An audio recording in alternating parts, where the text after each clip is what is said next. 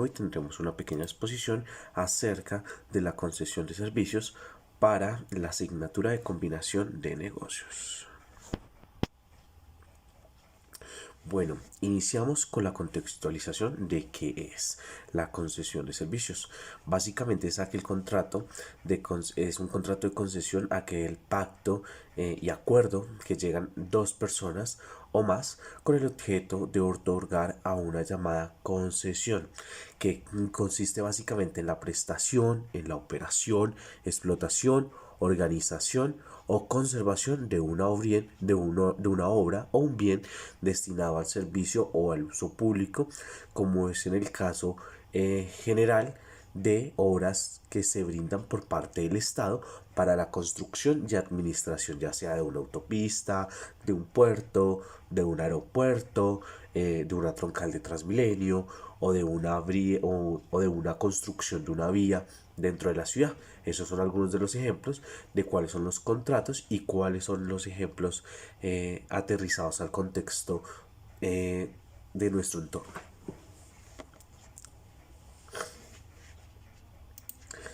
Bueno, ¿cómo se inicia un contrato de concesión?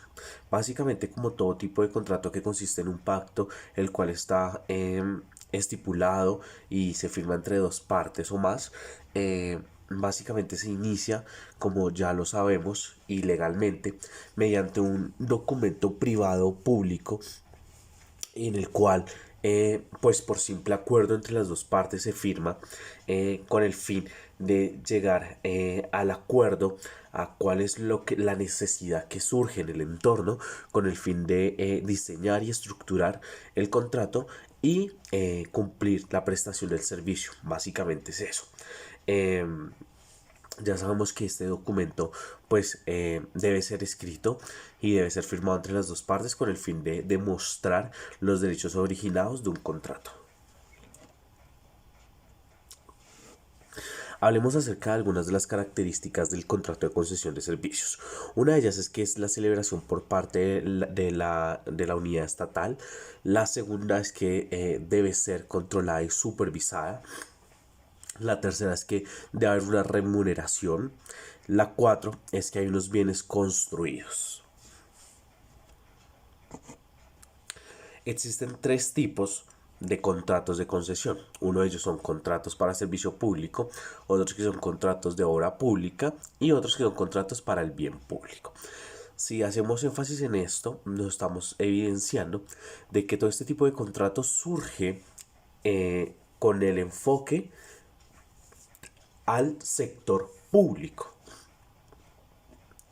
Cuando vamos a hablar de cómo funciona, tenemos que hay tres características fundamentales en este tipo de contrato. Lo primero es que es consensual. Debe ser consensual, ya que este contrato es aceptado de acuerdo a una voluntad de la cual concluye en el perfeccionamiento con el sistema de consentimiento. Bilateral, porque requiere la existencia de dos partes para la creación y existencia de este acuerdo. El 2 es que es revertible. A la finalización o extinción del contrato, el concesionario debe devolver los bienes en forma gratuita y sin compensación, puesto que es la naturaleza de este contrato. Importante, siempre en todo tipo de contrato tenemos que tener clara cuál es la fecha de inicio y la fecha de terminación. Por eso muchas veces cuando vamos por la calle vemos los periodos, o por ejemplo otro caso más sencillo, cuando vemos en la televisión, cuando hacen la proyección de cuánto va a durar la hora de la construcción del metro. Voy a dar un dato loco, pero es para que tengamos como el ejemplo. El metro, el contrato que se va a firmar, el contrato que se firmó para el metro de la ciudad Metrópolis, va a iniciar en enero del 2021 y va a finalizar en el 24 de febrero del 2025. Sí, se tiene que proyectar a cierto tiempo y una duración, fijarla en ese contrato de concesión. Bueno, básicamente todos los contratos de concesión de obras y de servicios tendrán un plazo de duración limitado, que es lo que ya venía mencionando. Tiene una fecha de inicio y una fecha de finalización a la cual el concesionario debe responder a la persona con la cual hace el contrato, porque existe un portafolio de cláusulas administrativas, de qué pasa si se tiene que extender la obra, para poder pues tener en cuenta todo ese análisis de proyección. Bueno, ¿cómo funciona? Básicamente, otras de las características de cómo funciona este contrato es porque es un trato sucesivo, es oneroso y atípico. Es atípico porque la legalización colombiana no regula este tipo de contratos en el Código de Comercio ni en el civil, ya que este se rige bajo un principio que se llama el principio de libertad contractual. Bueno, frente a todo lo que tiene que ver con las normas internacionales de información financiera, NIF, la interpretación proporciona guía para la contabilización de los acuerdos de concesión de servicios públicos a un operador privado. Además de todo ello, esto hace que se conceda controlar o regular los servicios que proporcionará el operador que realiza y se encarga de toda la infraestructura, a quien debe proporcionar el costo, la proyección y las garantías del contrato.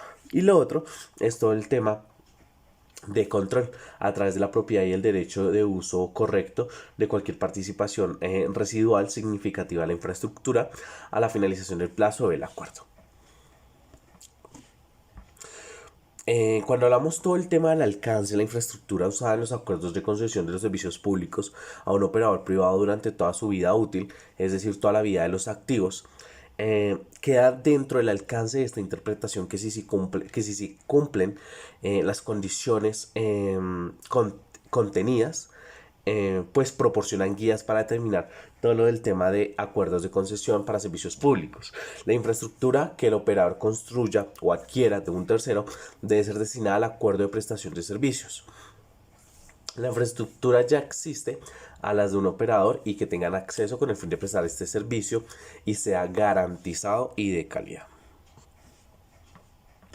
La responsabilidad de la concesión gira en torno a tres cosas. La primera es la construcción, la segunda es la explotación y la tercera es la organización y gestión del bien público que se está trabajando. La unidad estatal respecto al concesionario corresponde a diferentes ítems. Como voy a mencionar dos de los más importantes. Tenemos uno que es ejercer la vigilancia y el control para la adecuada prestación o funcionamiento de la obra o servicio. Esta se realizará a través de la interventoría y la supervisión del servicio o de la obra.